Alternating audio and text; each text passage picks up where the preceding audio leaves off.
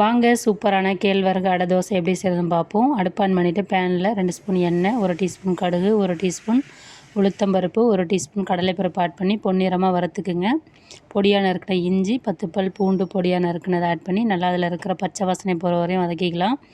5லேருந்து 6 பச்சை மிளகாய் கட் பண்ணி ஆட் பண்ணிக்கிங்க. ஒரு பெரிய சைஸ் பெரிய வெங்காயத்தை பொடியாக கட் பண்ணி ஆட் பண்ணி கண்ணாடி பதம் வர வரையும் வதக்குங்க.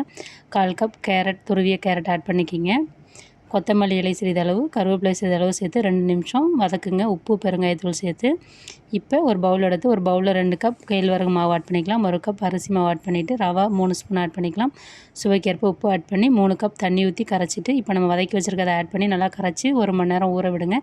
ஊற விட்ட பிறகு பார்த்திங்கன்னா நல்லா திக்காக இருக்கும். இன்னும் கொஞ்சம் தண்ணி ஊற்றி நல்லா கறக்கிட்டு அடுப்பு ஆன் பண்ணிவிட்டு அடுப்பை தோசைக்கல் வைங்க. தோசைக்கல்லில் எண்ணெய் அப்ளை பண்ணிவிட்டு கொஞ்சமாக எடுத்து இந்த மாதிரி சின்னதாக ஊற்றுங்க. ஊற்றிட்டு சுற்றி மேலே எண்ணெய் ஊற்றி இந்த பக்கம் 2 நிமிஷம் திருப்பி எடுத்தால் சூப்பரான கேழ்வரகு அடை தயார்.